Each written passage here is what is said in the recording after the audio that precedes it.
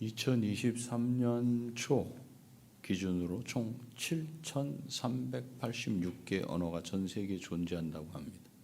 이 중에 3,610개 언어가 성서로 번역이 되어 있어요. 성경 번역 선교회라는 곳이 있는데 그곳의 선교사님들은 말은 있는데 글자가 없는 곳에 나가서 글자를 만들어줘요. 그럼 글자가 다 만들어지면 그걸 성경으로 저렇게 해서 성경 번역을 해내요. 그런데 한국 외교부에서 인정한 전 세계의 국가 수는 228개예요. 우리 외교부에서 인정한 국가 수. 그렇다면 한 나라에 언어가 한 개만 있는 게 아니라는 걸 알 수 있죠. 예를 들면 중국 같은 경우는 56개 민족으로 구성되어 있어요. 공식어는 중국어라고 해도 집에서 각 민족이 사용하는 언어는 각기 달라요. 우리 동포들이 또 이렇게 들어오시는 분들 보면 우리말 쓰잖아요, 그죠? 그런 것처럼. 그래서 사람들이 사용하는 말의 가지수는 매우 많아요. 우리는 이렇게 언어가 나뉘어진 근거를 오늘 본문이 말하고 있다, 그렇게 알고 있어요. 저는 오늘 본문을 근거로 언어가 왜 나뉘어졌는지, 하나님께서는 왜 모여서 살게 된 사람들을 흩으셨는지 그 원인을 말씀드리기를 원해요. 그 원인은 한마디로 따라해 볼까요? 교만입니다. 교만은 자기 위에 누가 없다는 생각을 갖는 것을 말해요. 낙타의 눈 말씀드렸죠?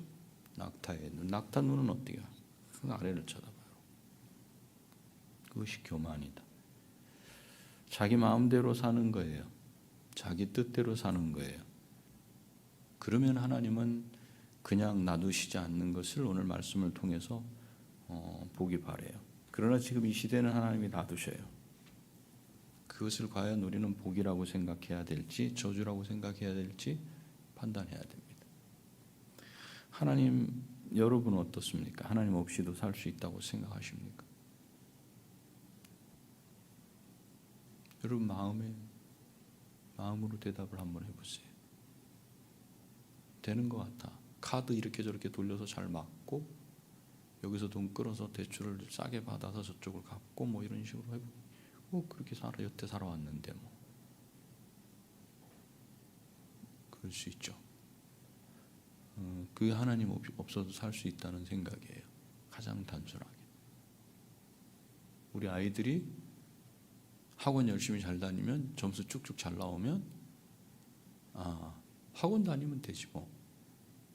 공부 조금 하면 되지 뭐. 이것도 교만이에요. 하나님 없이 할 수 있다는 거예요. 어려서부터 우리는 이런 걸 다 배우고 익숙해져 있어요. 그리고 어른이 돼요. 그리고 성경을 봐요. 안 들어오죠. 안 들어. 거의 대부분을 밀어내. 지식적인 것만 갖고 있어. 물으면 대답해. 성경이 있으니까. 그런데 마음은 대답을 못해. 제가 여러분의 마음속을 좀 들여다보면 여러분들이 되게 힘들어해요. 마음을 막 화를 내. 그거 왜 그러는가? 지식은 믿음이 있는데 마음은 아직 안 가 있어. 내가 열심히 땀 흘리고 벌어들인 것이 나를 살리고 가족을 살리고 부욕케 한다고 여러분 믿습니까? 오늘 말씀을 통해서 이걸 좀 보고 하나님의 뜻이 어디 있는지 찾기를 바랍니다. 우리가 읽은 본문은 두 부분으로 나뉘어져요. 처음에 1절부터 4절은 사람들이 한 일이에요. 사람들이 아주 단순하게 사람들이 한 일이 뭔가 보여줘요. 그 다음에 5절부터 9절까지는 하나님이 그 사람들에게 하신 일이 나와요. 1절 말씀은 이렇게 되어 있잖아요. 온 땅의 언어가 하나요 말이 하나였더라. 사람들은 처음에 언어가 몇 개였어요? 네, 하나였어요. 이렇게 나와요. 사람들이 처음에 한어를 사용했어요. 그러니까 서로 좋죠. 언어가 하나로 통하기 시작을 하면 모든 걸 하나로 움직일 수 있어. 지금도 보세요. 지금은 AI가 그 역할을 해주려고 그래요. 그죠? 전 세계가 언어가 하나로 통일이 되면 무슨 일이 발생되는지 아세요? 무슨 일이? 더 좋은 세상이 될까요? 더 악한 세상이 될까요? 한번 여러분 지금 세상 돌아가는 걸 보면서 가만히 살펴보세요. 언어가 하나라는 것이 도대체 무엇을 의미하는가. 그래서 한 언어를 사용하면서 함께 살면서 옮겨 다녔어요. 그렇게 옮겨 다니다가 만난 곳이 2절에 나오는 시날 평지예요. 이것은 지도상으로 보면 아마도 티그리스강과 유프라테스강 사이에 있는 땅이었을 거예요. 제가 티그리스강은 못 봤고 유프라테스강 상류는 봤는데, 시리아에 가면 그 터키에서 내려오는 물을 담아놓은 그 댐 같은 게 있어요. 거긴 바다 같아요. 바다. 얼마나 넓은지. 대단한 물이 쭉 흘러가요. 저 밑에 줄기 있죠. 저기 유프라테스강이. 그 사이 땅, 물과 물 사이에 있는 땅은 비옥한 땅이죠. 그 땅을 시날 땅이라고 보통 이렇게 말을 하고 있어요. 여기서 정착 생활을 시작해요. 정착을 하게 되면 주거 환경의 변화가 생겨요. 전에는 옮겨 다니면 야 이사 가자 그러면 이사 갈 수 있는 그런 걸 챙기면 되잖아요. 한마디로 텐트만 있으면 돼. 그냥 그것을 보통 장막 이렇게 얘기하죠. 장막만 있으면 그거 접어가지고 딱 보따리 챙겨서 가면 돼. 밥그릇 몇 개 챙기고 뭐 이러면 되죠. 근데 정착을 하게 되면은 텐트로는 안 돼요. 계속 거기서 살아야 되니까. 그럼 튼튼한 집을 져야 돼. 튼튼한 집을 지려면 도구가 있어야죠. 뭘로 벽을 만들 거예요? 여러분 같은 별로 무엇으로 벽을 먼저 만들 거예요? 모래로? 안 돼. 보통 돌로 짓자. 돌이 많은데야 뭐 돌로 이렇게 해서 그 많은 사람들이 돌로 알 수 있겠지만 돌이 그렇게 많지 않아요. 이 사람들이 발견한 게 뭐냐면 벽돌이에요. 진흙을 물에 이겨서 벽돌 만드는. 이미 이 시대에. 그런데 그냥 벽돌로 만들면 또 약해요. 그러니까 그걸 어떻게 했냐면 불에다 구워요. 불에다 구우면 단단한 돌처럼 되는 거예요. 그리고 이 단단한 벽돌과 벽돌 사이를 무엇으로, 우리 지금 시멘트로 하잖아요, 그죠? 근데 무엇으로 중간에 넣어가지고 이게 안 떨어지게 딱 붙였냐면 우리가 지난번에도 배웠던 역청. 노아의 방주에 그 틈틈을 다 메웠던 역청. 그걸 갖다가 이렇게 발라서 고정시켰어요. 이렇게 집을 짓고 나서는 자기 집의 영역을 구분하고 싶어. 그러니까 뭘 해요? 담을 쌓지 않겠어요? 그리고 그 담이 거기 사는 사람들 전체로 삥 둘러서 쌓아지니까 결국 성이 돼요. 성 안에 살게 되니까 좀 더 안전함을 느끼게 될 거예요. 그런데 사람들의 생각은 성을 쌓는 데 그치지 않았어요. 더 높이 쌓기를 원했어요. 4절입니다. 4절. 말씀 보시면 또 말하되 자 성읍과 탑을 건설하여 그 탑 꼭대기를 하늘에 닿게 하여 우리의 이름을 내고 온 지면에 흩어짐을 면하자 하였더니, 이렇게 이 탑의 꼭대기가 하늘에 닿도록 쌓자고 계획하고 성과 탑을 쌓는 일을 시작해요. 그런데 탑을 쌓는 일을 가로막는 일이 생겼어요. 그 일을 가로막은 분은 여호와 하나님이셔요. 5절에 보세요. 여호와께서 사람들이 건설하는 그 성읍과 탑을 보려고 내려오셨다. 5절은 하나님께서 내려오셨다 이렇게 말하고 있어요. 왜 내려오셨냐면 사람들이 건설한 그 탑, 그 성읍을 보시려고. 그럼 하나님은 하늘에 계시면 이걸 못 보시나 이거예요. 하나님도 직접 와 보셔야지 확인하는 거예요. 여기 있는 성도들이 뭐가 아픈지 무슨 문제가 있는지를 직접 오셔가지고 꼭 말 안 하면 못 알아들으시고 보지 않으시면 고치지 못하시는구나. 그런 하나님 아니시죠. 이미 하늘에 계셔도 다 알고 계셔요. 그런데 내려오셨더라라고 기록하는 건 하나님이 이 사람들이 하는 일에 관심을 가져야 할 상황이 되었다. 이제는 그냥 놔둘 수 없는 상황이 됐다는 걸 말해줘요. 하나님께서는 사람들이 쌓는 성과 탑을 보시고 그 일을 막으셔요. 그래서 6절에 여호와께서 이르시되 이 무리가 한 족속이요 언어도 하나이므로 이같이 시작하였으니 이후로는 그 하고자 하는 일을 막을 수 없으리로다. 6절에는 하나님이 하늘에서 보시고 알고 계시는 일 두 가지를 말해요. 첫 번째는 사람들이 성과 탑을 쌓는 일을 시작하게 된 것. 이건 보이는 이유예요. 보이잖아요. 그것은 언어가 같기 때문에 그랬다. 이 무리가 한 족속이요 언어도 하나임으로 이같이 시작하였다. 이렇게 판단한 것이 그 하나예요. 이거 보이는 거 이거는. 또 하나님이 보고 계셨던 두 번째 상황은 이들이 하는 일을 지금 멈추게 하지 않으면 이후에 나타날 문제점들, 그게 두 번째. 그래서 이후로는 그 하고자 하는 일을 막을 수 없으리로다. 이렇게 말씀하셔요. 하나님 막을 수 없는 건 없죠. 그런데 이후에는 하나님이 쓰시지 않겠다는 방법을 쓰실 수밖에 없는 상황으로 가겠다는 거예요. 그게 뭐예요? 노아 홍수처럼 한 번에 쓸어버리는 일이에요. 그거 안 하시겠다 그랬잖아요. 그래서 하나님이 중간에 막으시는 거예요. 중간. 이후로는 그 하고자 하는 일을 막을 수 없을 것이다. 하나님께서는 지금 이 일을 막지 않으시면 나중에는 이것이 좋은 일이 아니라 나쁜 일로 번지게 될 것이라고 판단하셨어요. 그렇지만 나중에 나쁜 일로 번져도 하나님 좀 더 두고 보셔서 아유 안 되겠는데 하면 그때 개입하셔도 되지 않습니까? 할 수 있지만 그건 우리 생각이고 우리의 그 짧은 생각이죠. 하나님은 사람의 속을 훤히 들여다 보시는 분이에요. 여러분 믿으세요? 저와 여러분이 어떤 마음으로 예배 드리는지를 하나님은 다 보시고 계시고 다 알고 계시고 하나님 앞에 정직해야 돼. 이 사람들이 어떤 마음에서 이 일을 계획하고 시작했는지를 잘 알고 계셔요. 물론 노아의 홍수처럼 한 번에 해결하실 수도 있어요. 그러나 노아를 통해서 다시 물로 심판하지 않는 것처럼 다 쓸어버리지 않겠다고 말씀을 하셨어요.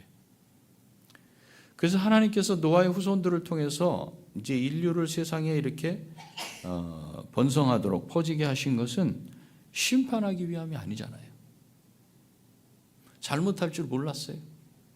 어려서부터 악하다 그랬어요. 그거는 노아의 홍수 이전 사람들을 말하는 게 아니라 노아와 노아의 가족들을 놓고 말씀하신 거라 그랬어요. 그때. 그렇다면 앞으로 일어날 이 사람들이 해나갈 일들 악한 일을 할 수밖에 없다라는 걸 하나님 알고 계시죠. 그렇지만 하나님께서 그들에게 세상에 퍼지게 하시고 번지게 하신 것은 심판이 아니라 그들로 하여금 하나님의 뜻을 쫓아서 하나님의 뜻대로 살면서 행복을 누리게 하기 위함이었어요. 그렇기 때문에 하나님은 위에서도 보시고 다 아시지만 땅에 내려가 보시기로 했다고 기록하고 있어요. 그래서 7절에서 자 우리가 내려가서 거기서 그들의 언어를 혼잡하게 하여 그들이 서로 알아듣지 못하게 하자 하시고 이렇게 되죠. 하나님은 이미 하늘에서 보시고 어떻게 해야 할지 판단하시고 내려오신 것입니다. 그러니까 6절 7절은 순서상 5절 다음에 있었던 일이 아니고 5절에 있는 어떻게 해서 세상에 내려오셨는가 그 이유와 목적을 설명한 것이에요. 그러니까 6절 7절은 사실은 5절 다음에 와야 맞는 거죠.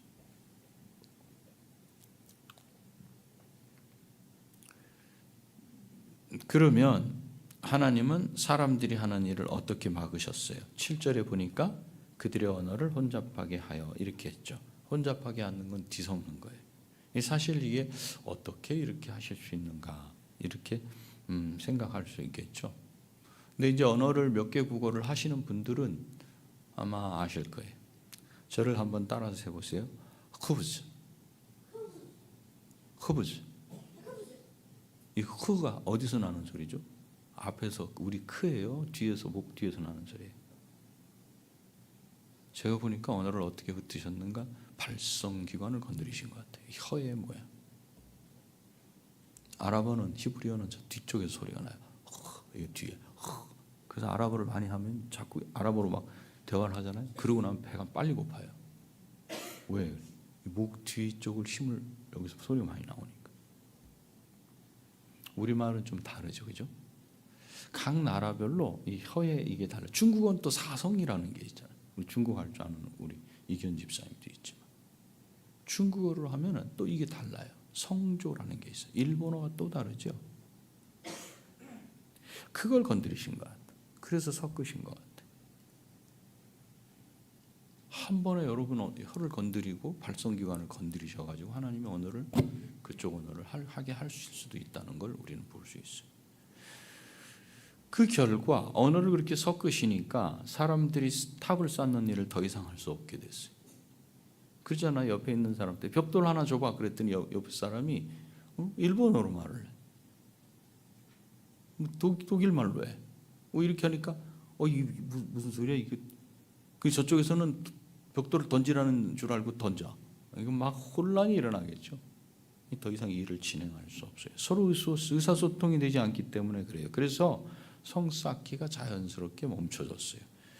그래서 의사소통이 되는 사람들끼리 서로 이제 말을 통하는 사람들이 이제 서로 모이게 되고 그 사람들끼리 이제 온 세상으로 흩어지게 됐어요. 그래서 9절은 이렇게 일어난 사건을 마무리하면서 이렇게 말하고 있어요. 9절 한번 읽어봅니다. 9절 시작.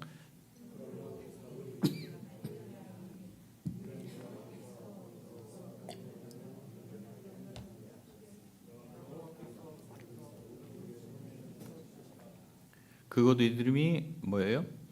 바벨 혼잡. 바벨이라고 하는데 그 까닭은 여호와께서 언어를 뒤섞으셨기 때문이다. 혼잡하게 하셨기 때문에. 그 결과 사람들은 온 땅 이곳저곳으로 어떻게 흩어져 살게 돼. 하나님이 바라셨던 게 뭐예요? 흩어지는 거예요. 사람들은 흩어지지 않으려고 그랬어요. 그래서 이제 앞에 부분에 이 부분이 나와 있어요. 어디로 흩어졌는지가 10장 6절부터 10장 끝까지 어디로 흩어졌는지 나와요. 그리고 흩어진 나라와 흩어진 민족을 다 설명하고 왜 흩어지게 됐는가 그걸 이제 11장에서 설명해요. 왜냐하면 12장을 열어야 되거든요. 아브라함이 왜 나왔는지를 말해야 되거든요. 그래서 11장에서 흩어지게 된 부분을 설명하는 거예요. 그렇다면 우리는 이런 질문을 할 수 있어요. 하나님은 왜 사람들을 흩으셨을까? 안전을 위해서 성을 쌓는 게 무슨 문제인가? 우리가 이 질문을 할 때 사람들 그 마음 속에 그 일을 하려는 사람들의 그 마음 속에 있는 동기를 살펴봐야 돼요. 그렇게 하려는 마음 속에 일어난 이유예요. 마음 속에 갖고 있는 목적. 우리는 하나님 앞에서 살아가는 사람들이라 그래요. 하나님 앞에서 무엇보다 중요한 것은 내 마음의 동기예요. 왜 그 일을 하는가? 그 일을 하려는 내 마음의 생각이 무엇인가? 왜 아기를 낳고 어머니를 어머니 우리 집에서 같이 사시죠? 왜 이렇게 말하는가? 어머니 혼자 사시면 적적하신데 이리 오셔서 우리 같이 살아요. 왜 어머니를 오게 하셨는가? 그 어머니를 우리 아기를 돌볼 부모로 생각하고 나는 열심히 나가서 일하는 게 좋으니까 직장생활 하려고 어머니를 모셔왔다. 그 동기라면 그것은 하나님 보시기에 악한 거예요. 우린 대부분 그렇게 해서 어머니를 많이 써먹었죠. 그리고 때가 되면 그냥 걷어차버리죠. 돌보지 않고. 치매라도 걸리면 그냥 그렇게 하죠. 그 마음의 동기. 하나님은 왜 그 일을 하려는지 그 마음의 동기를 살피신다고요. 그리스도인은 하나님의 일, 다 하나님의 일이에요. 무슨 일을 하든지 그 마음의 동기가 무엇인지를 항상 생각해야 돼요. 아버지는 그것을 보셔요. 아버지는. 그러니 속이지 마세요. 만약에 속이고 있다면 빨리 회개하고 나오세요. 그게 안 되면 기도가 안 열립니다. 하나님이 듣지를 않으셔요. 이들은 왜 성과 탑을 쌓으려고 했는가? 4절에 잘 나와 있어요. 두 가지 목적을 갖고 있는데 한 가지는 우리 이름을 내는 것. 우리 이름을 내자. 두 번째, 온 지면의 흩어짐을 면하자. 이렇게 보여요. 두 가지처럼. 그러나 이들의 말들을 한번 그냥 직역해서 그대로 보자면 이렇게 돼요. 자, 우리를 위하여 성과 탑을 쌓자. 그리고 그 꼭대기를 하늘에 닿게 하여 우리를 위하여 이름을 내자. 우리가 온 지면에 흩어지지 않도록. 어떤 동기와 어떤 목적을 가지고 이들이 탑을 쌓는가? 우리가 온 지면에 흩어지지 않도록. 이거예요. 흩어지지 않기 위해서. 잘 생각하셔야 돼요. 흩어지지 않도록. 그게 목적이 됐다면 뭐 잘못됐습니까? 그래요. 이것이 하나님과 관계에 대해서 생각을 해야 됩니다. 하나님과 관계에 대해서. 이들은 흩어지지 않기 위해서 성과 탑을 쌓는 것이고 그 탑의 꼭대기를 하늘에 닿게 해서 자신들의 이름을 내려는 거예요. 하늘이라면 하나님께까지. 하나님께서는 이들의 속셈을 아셨어요. 그리고 그들의 속셈으로 일을 할 때 어떤 결과가 나타날지도 아셨어요. 그래서 그들이 하는 일을 하나님께서 직접 막으신 거예요. 그러면 이들의 계획이 왜 악해요, 여러분? 사람이 모여서 연합해서 으쌰으쌰하면서 같이 살면 좋은 일 아니에요? 그 당시에 벽돌 굽는 거 불에다 구워가지고 단단케 하는 이런 것까지도 다 금방 찾아내고 그렇게 하는데 뭐가 문제죠? 네, 뭐가 문제예요? 아담과 하와가 죄 지었죠. 지금 문제가 뭐냐면 흩어지지 않으려는 거예요. 흩어지지 않으려는 건 하나님의 노아와 그 자녀들에게 말씀하신 축복을 정면으로 어기는 거예요. 반대하는 거예요. 보세요. 9장 한번 보실래요? 9장 1절부터 7절까지인데 나눠서 볼 텐데 1절 7절을 보면 하나님이 노아와 그 아들들에게 복을 주시며 복 주셨어요. 이제 홍수 이후에요. 이거는 홍수 이후에 땅에 나왔을 때 예배를 하고 나서 하나님이 복을 주시는데 그들에게 이르시되 생육하고 번성하여 땅에 충만하라. 생육하고 번성, 기르고 낳고 점점점 늘어나서 땅에 가득 차라 그거예요. 그리고 7절 너희는 생육하고 번성하며 땅에 가득하여 그 중에서 번성하라. 땅에 가득하라. 여기만 꽉 모여라가 아니라 전부 흩어지는 거예요. 이 말씀의 요점이 생육하고 번성하여 땅에 충만하라. 한마디로 땅에 흩어져 살아라. 땅에 흩어져 살아라. 제가 그냥 농담같이 우리 아이를 아프리카로 보내죠, 중동으로 보내죠, 이렇게 말을 하죠. 그 저는 농담으로 하는 말이 아니에요. 왜 여기서 왜 한국에서만 그래요? 목사님 거기 가서 뭐 해 먹고 삽니까? 가면 다 해 먹고 살 거 애들 다 찾아낼 수 있습니다. 걱정하지 마시고. 못 알아들어요. 제가 얘기해도 생각이 다르니까. 저는 그렇게 판단해. 생육하고 번성해서 숫자가 많아지면 자연스럽게 땅 이쪽 저쪽으로 흩어져 살 수밖에 없어요. 그렇게 살라는 말씀이에요. 그렇게 흩어져 살아갈 때 어떻게 살아야 할지도 미리 말씀해줘요. 2절부터 6절이 그거예요. 땅의 모든 짐승과 공중의 모든 새와 땅에 기는 모든 것과 바다의 모든 물고기가 너희를 두려워하며 너희를 무서워하리니 이것들은 너희 손에 붙였음이니라. 창세기에서 하신 말씀하고 똑같죠. 다스리라는 거예요. 그들이 무서워할 거다. 그들을 다스려라. 왜? 짐승들이 지금 여기만 살고 있는 게 아니에요. 전 세계로 흩어져 살고 있어요. 그러니 너희들도 가서 그것들을 돌봐라. 다스려라. 3절에 모든 산 동물 먹을 것이 될지라 채소같이 내가 이것을 다 너희에게 주노라. 근데 동물도 먹게 돼요. 노아 홍수 이후부터 육식을 하게 된 거예요. 육식을. 이것을 다 너희에게 주노라. 그러나 고기를 생명되는 피째 먹지 말 것이니라. 그래서 5절에 내가 반드시 너희의 피 곧 너희의 생명의 피를 찾으리니 짐승이면 그 짐승에게서 사람이나 사람의 형제면 그에게서 그의 생명을 찾으리라. 목숨을 해하는 일은 안 된다. 사람 사이의 관계를 정확하게 말씀하셔요. 다른 사람의 피를 흘리면 그 사람의 피도 흘릴 것이니 이는 하나님이 자기 형상대로 사람을 지으셨음이니라. 사람은 하나님의 형상이다. 짐승과 다르다. 그러니 사람의 피 흘리지 말아라. 어떻게 살아야 되는지도 분명히 가르쳤어요. 결국 왜 흩어져 살게 하셨는가? 이제 답이 나오죠. 그렇게 살아야 하나님이 지으신 모든 자연에 대해서 하나님의 뜻대로 사람이 잘 돌보고 경작할 수 있어요. 경작이 뭐라 그랬어요? 섬긴다. 섬기고 노예로 섬기고 다스린다. 그 결과 복으로 주시는 풍요로운 삶을 살 수 있기 때문에 그래요. 이들은 이렇게 흩어져서 살라는 하나님의 말씀과 목적을 잘 알았어요. 얼마나 많이 말했겠어요. 대대손손. 만일 몰랐다면 굳이 여기에 이런 표현은 없을 거예요.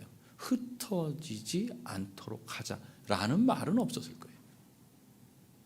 하나님의 이 말씀이, 이 명령이 없었다면.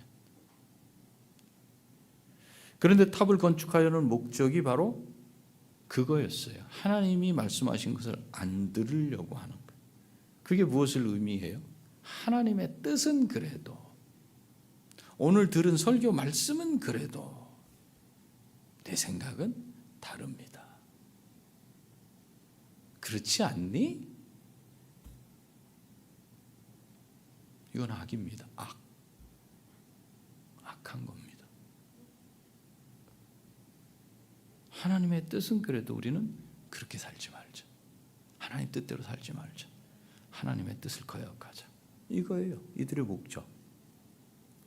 그것도 모든 사람들이 단결해서 집단적으로 하나님의 뜻을 어겨요. 그래서 우리도 보면 보통 말씀을 들을 때 그 말씀이 내 마음에 안 들어와. 그러면 그냥 나만 안 들어오면 돼. 그런데 꼭 선동해, 옆에 있는 사람을. 그렇게 생각하지 않아? 그렇게 생각하지 않아? 해서 집단 행동을 하려고 해요. 이게 우리들 안에 나타나는 죄악이에요. 이때도 똑같아요. 하나로 만들어, 하나로. 지금도 우리나라도 보세요. 뭐 하자면 무슨 노조라 그래서 하나로 확 모여버리잖아요. 뭐 그 회사가 망하든 말든 상관없어요. 내 거 쟁취하면 돼. 하나로 만들어버려. 하나로 만들어버려. 다.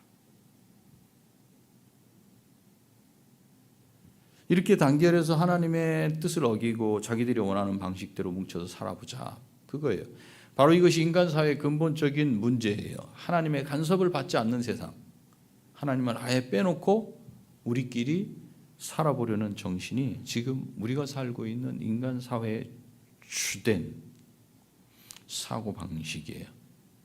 이런 정신 아래에서 하나님께로부터 독립하고 자유롭게 자기가 원하는 방식으로 인간을 만들려고 하는 게 세상 교육의 목적입니다. 학교 교육을 많이 받으면 받을수록 하나님은 점점 더 부인하게 되는 이유가 바로 거기 있습니다. 그 가르침이 있기 때문에. 이들의 말을 한번 다시 들어보세요. 아까 우리가 직역한 말씀에 보면 우리를 위해 성과 탑을 쌓자. 우리를 위해 이름을 내자. 여기 뭐가 나와요? 우리를 위해. 우리를 위하여. 이들의 관심은 우리를 위하여. 하나님이 아닌 누구에게 있어요? 관심이 사람에게 있어요. 거기다 인간의 위대함을 자랑하려는 방법으로 탑을 쌓는데 어디까지 쌓아요? 하늘 끝까지 쌓는 거예요. 어디에 있는? 하늘에 있는 하나님이 계신 곳까지 쌓겠다. 하나님 한번 보세요. 우리가 얼마나 위대한지, 우리가 뭘 할 수 있는지 한번 보세요. 다시 홍수를 내리세요. 한번 내려보세요. 이 견고한 걸 다 무너뜨릴 수 있는지. 지구 바깥까지 우리가 뚫고 나갈 거예요. 그래도 우리를 하나님이 흩어지게 하실 수 있을까요? 이렇게 하는 거죠. 어쨌든 이 사람들이 이런 것을 건축하려는 근본적인 목적은 흩어지라는 하나님의 말씀을 거역하는 것이고, 그렇게 거역하려는 이유는 하나님을 대적하고 자신들의 뜻대로 살아보려는 생각에서 나온 거예요. 이걸 뭐라 그래요? 교만이라 그래요. 교만. 교만하면 하나님의 뜻을 거역하게 돼. 이 로이 존스 목사님의 이야기를 쭉 넣어놓은 이 앤솔러지라고 하는 책에 이렇게 되어 있어요. 인간에게 있어서 가장 큰 죄는 지적인 교만입니다. 그러하기에 다음과 같은 사도 바울의 말씀은 언제나 진리입니다. 형제들아, 너희를 부르심을 보라. 육체를 따라 지혜로운 자가 많지 아니하며 능한 자가 많지 아니하며 문벌 좋은 자가 많지 아니하도다. 고린도전서 1장 26절. 육체적으로 지혜로운 사람은 이해하고자 합니다. 그는 자신의 두뇌로 하나님의 지혜와 한바탕 싸움을 벌이며 나는 하나님을 볼 수 없습니다 라고 말합니다. 이해가 안 된다는 거예요. 나 이해가 안 돼. 못 받아들이겠어. 물론 그는 하나님을 보지 못합니다. 이에 대해 그리스도께서는 이렇게 말씀하십니다. 이르시되 진실로 너희에게 이르노니 너희가 돌이켜 어린아이들과 같이 되지 아니하면 결단코 천국에 들어가지 못하리라. 마태복음 18장 3절. 이게 교만이라는, 가장 무서운 교만이 뭔가 지적인 교만이라는 거예요. 내가 알아야 돼 무조건. 교만하면 어떻게 되는가? 하나님의 뜻을 거역해. 말씀을 들어도 내가 교만하면 나는 그렇게 생각 안 해. 이렇게. 오늘 본문에서 언어가 나뉘어진 것을 말하려는 건 1차적인 목적이에요. 보이는 목적. 이 창세기 본문을 처음 듣는 사람들은 누구예요? 이스라엘 백성들이에요. 출애굽한 이스라엘 백성들. 가나안 땅에 들어가 살아야 할 사람들이에요. 가나안 땅은 어떤 땅이에요? 풍요롭고 뭐든지 있는 좋은 곳입니다. 그런데 이들은 어떤 위험을 갖고 있냐면 거기 들어가 살게 될 때 하나님을 잊어버리고 살아갈 위험을 안고 있었어요. 먹기에 풍부한 것들과 살기에 풍요로운 자원이 있으면 처음에는 하나님께 감사해요. 이런 곳에 보내주시다니. 여러분, 집이 없던 분이 집에 처음 들어가면, 집을 처음 사갖고 들어가면 어떻게 해요? 그냥 무릎을 꿇고 감사해요. 그러다 나중에 어떻게 바뀌죠? 하나님 없이도 충분히 잘 할 수 있다고 생각하게 돼. 감사가 잘 안 나와. 나중에는 어떻게? 이것도 없네 저것도 없네 불평으로 바뀌어. 그렇기 때문에 이들에게 미리 경고하시는 거예요. 바벨탑 사건을 통해서 교훈을 얻으라고 말씀을 하시는 겁니다. 바꿔서 말하면 하나님이 어떤 분이신지를 분명히 알라고 가르쳐 주시는 거예요. 교만하면 한 사람뿐 아니라 한 가정뿐 아니라 나라도 망해요. 이 인간 나라도 장차는 망하게 됩니다. 불로 다 태워집니다. 영원하지 않아요. 그리고 그때가 언제인지는 모르죠. 그리고 인간 나라가 다 망하면 수많은 말로 갈라졌던 언어가 다시 하나가 돼요. 그래서 곳곳에 흩어져 살았던 모든 민족들이 하나님께 나와서 한 언어로 하나님을 경배하고 찬양하게 돼요. 이 사실을 스바냐 선지자가 이렇게 말했어요. 3장, 스바냐 3장 찾아볼까요? 스바냐 3장 9절에서부터 11절까지.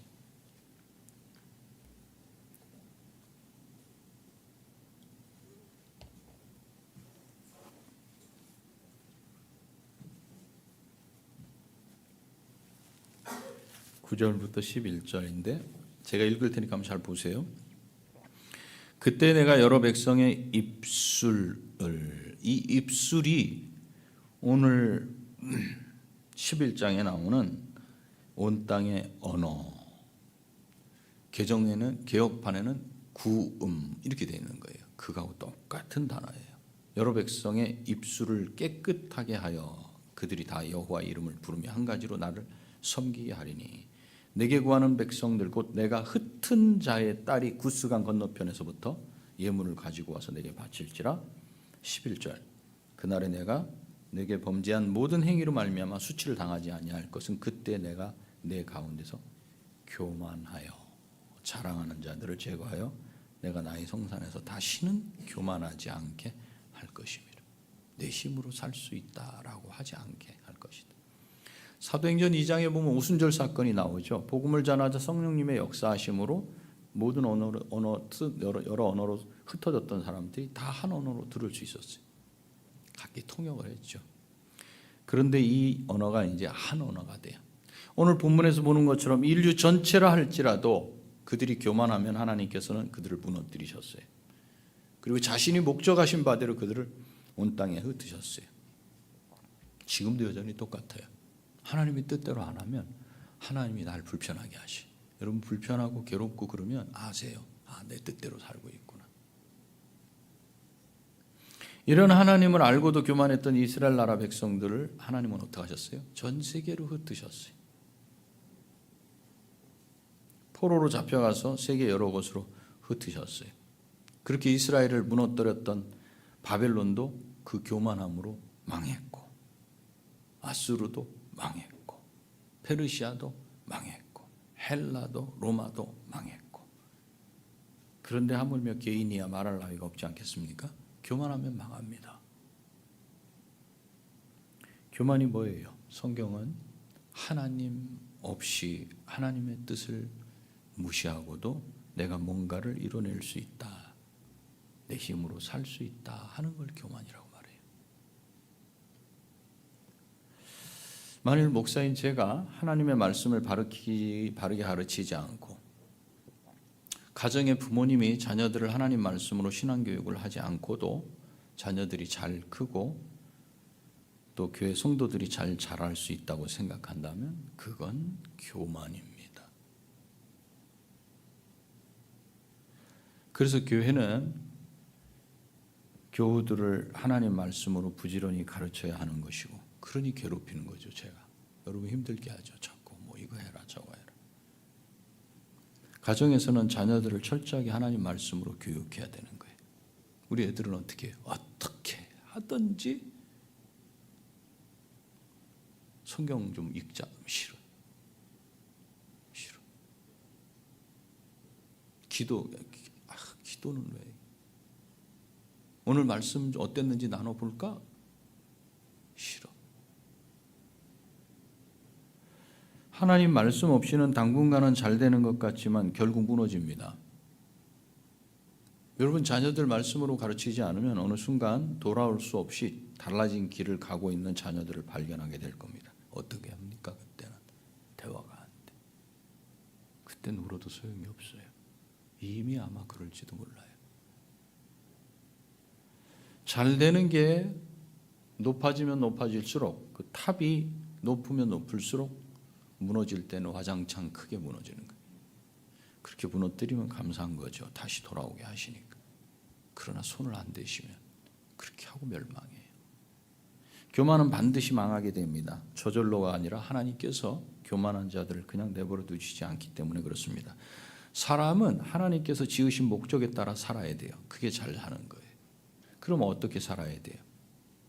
나를 위해 살지 말고 하나님을 위해 살아야 돼요. 그것이 곧 나를 위해 사는 거예요. 하나님을 위해 사는 게 뭡니까? 하나님의 뜻에 맞게 살아가는 거예요. 지금 여러분 왜 말씀 듣는지 아세요? 하나님의 뜻이 어디 있지? 아, 교만하면 안 되는구나. 그거 오늘 배워가서 교만하지 않게 살아야 돼요. 사람이 사는 삶이란 건 내가 뭘 이루어가지고 하나님께 드리는 게 아니고 하나님이 원하시는 바를 내 삶에서 행하며 사는 거예요. 우리 학생들은 공부가 좀 안 돼도 괜찮아요. 하나님을 잘 섬기고 그렇게 살아가는 것이 그게 중요해. 그렇다면 돼. 하나님이 원하시는 바를 내 삶에 적용하고 사는 게 겸손한 삶이야. 그 사람이 이 세상을 구원하고 세상을 건강하게 만드는 거예요. 이게 하나님 앞에서 사는 삶이에요. 자기 자신의 바벨탑을 쌓지 마시기 바랍니다. 그 탑 쌓으려고 그러면 하나님이 간섭하시면 안 되죠. 괴로워 죽겠죠. 힘들죠. 그러면 아세요. 아, 하나님이 원하지 않는 거구나. 이런 삶을 우리 어린 아이들부터 어려서부터 살 수 있도록 우리 교회가 또 우리 부모님이 그렇게 아이들을 가르쳐야 돼요. 근데 집에 가면 또 이 믿지 않는 부모님들은 또 강력하게 반대로 교육을 시켜버리잖아요. 그런 애들이 혼란스러워하고 힘들어하지. 교회와 가정이 이런 삶을 하나님 앞에서 살아갈 때 하나님께서 주시는 복이 뭔지 그때 발견해요. 여러분 모두가 하나님 앞에서 교만하지 않고 하나님을 위해서 하나님이 흩어지라 그러면 흩어져서 사는 그런 삶이 되기를 바랍니다. 아멘 해보세요. 그래서 하나님을 위하여 하나님의 이름을 알리고 전 세계로 흩어지는 삶을 살게 되시기를 축복합니다. 기도하시겠습니다.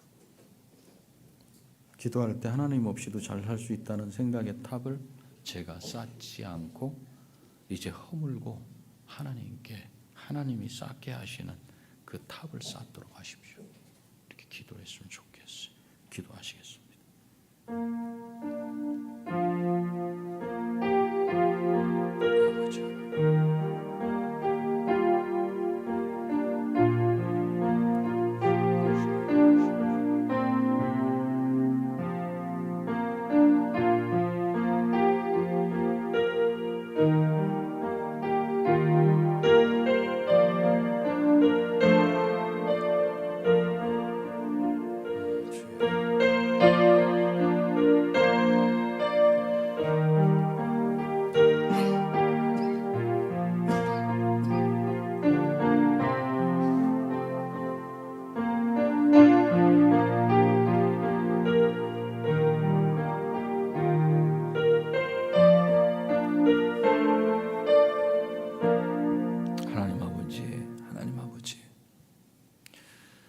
예수 그리스도를 믿는 우리의 삶의 형편이 고단하고 괴로울 때 하나님을 기억하게 해주십시오.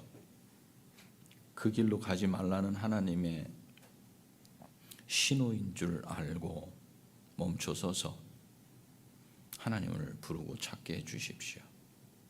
또 내가 하는 일이 너무 잘 나갈 때 내가 혹시라도 하나님의 뜻보다는 내 뜻대로 바벨탑을 높이 쌓고 있는 건 아닌지 다시 한번 돌아보게 해주십시오. 그래서 아깝더라도 하나님이 원하시는 길이 아니라면 그 탑 그만 쌓고 내려오도록 주님 그렇게 해주십시오. 그래서 하나님 말씀 앞에 교만치 않고 순종하는 우리 삶이 되도록 인도하여 주시옵기를 원합니다. 예수님의 존귀하신 이름으로 기도합니다. 아멘.